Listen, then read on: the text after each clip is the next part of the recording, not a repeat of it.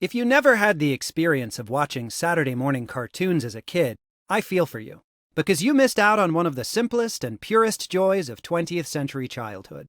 There was just something golden about pulling up to the TV with a big bowl of sugary cereal in hand and vegging out for a couple of hours. At least until the impending sugar rush kicked in and your parents started yelling at you to please go outside and play. Yes, the experience just wasn't complete without a generous, milk-soaked serving of your favorite grain-based breakfast nosh, which was conveniently and shamelessly marketed to kids between every single nook and cranny of the cartoons they watched that morning. Each one of them had their own colorful mascot who shilled the stuff to us like their lives depended on it, which apparently for some of them was exactly the case. Because looking back on the classic cereal mascots reveals some disturbing examples of precisely the wrong lessons to teach children. And I'm not just talking about the question of how Cap'n Crunch never managed to get scurvy on a grain-only diet.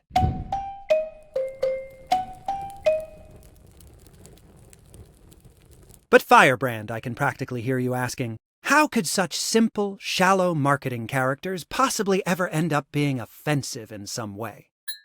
While admittedly the most aggressively offensive cereal mascots have thankfully been retired over the years, there's one notable exception. Catch that leprechaun! He's got Lucky Charms! They're magically delicious! Always after me Lucky Charms. Aside from the blatant Irish stereotypes on display, Lucky Charms taught kids that it's not only acceptable, but also an absolute laugh riot to remorselessly assault little people.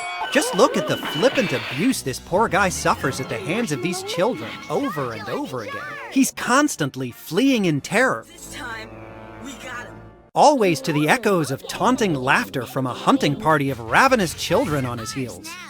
You're surrounded, Lucky! Ha ha, there's no way out! They're after me, Lucky Charms, he says. Looks more like what these kids are after is being slapped with a restraining order.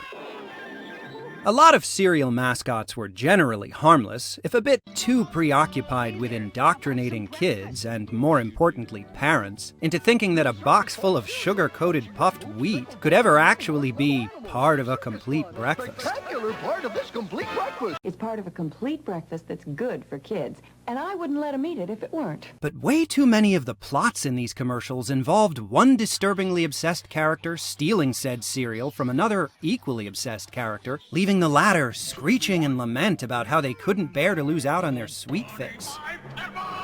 It's like they wanted kids to feel so addicted to every single one of these colorful, pill-sized morsels that they would endlessly crave. Oh, wait, I get it. My nose detects something that's delicious. I'm sure it does. Meanwhile, Trix cereal taught us that it's perfectly justifiable to be selfish little brats and deny starving woodland creatures even so much as a single morsel of sustenance, as they very politely and meekly beg us for just a spoonful. May I have some? But he's always met with the same mockingly condescending refrain. Silly rabbit, tricks are for kids! Like, dude, what's being a rabbit got to do with any of this? But no matter how much excess cereal these kids have to spare, or how hard this guy tries, they shut him down every time. And they always make sure he's watching while they enjoy it, too. Like some kind of sadistic, psychological breakfast torture session. I mean, these bits are already hitting kids over the head with how much they should be craving this colorfully dyed puffed candy in a box, and begging their parents to buy it for them by the crateful. Beyond that, what exactly is the agenda these commercials are trying to push with this whole deny the rabbit storyline? Sharing? Meh, who needs more of that in the world? More importantly, can someone get this dead rabbit out of here? It's distracting me from greedily shoveling down this tasty fruit cereal. This kind of antagonist and victim drama was the overwhelming norm in these commercials.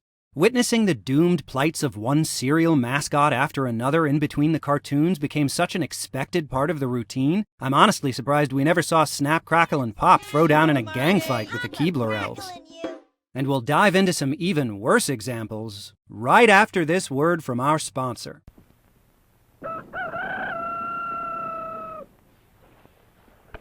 Breakfast. I'm hungry. Nah, there's just so many of these weirdos, I figured we should split them up. Hey everybody, hope you liked the latest video after our brief hiatus. Apologies for the delay in posting, we had to deal with some lost video footage among other things, but should be back on track now. Keep an eye out for part 2 of our cereal mascots chat a few posts from now with maybe a little something in between. If you enjoy what you're seeing in these videos, please be sure to tell as many people as possible about our channel and encourage them to subscribe, so we can grow this little corner of YouTube and keep making fun posts for you guys. In the meantime, thanks for watching and stay chatty.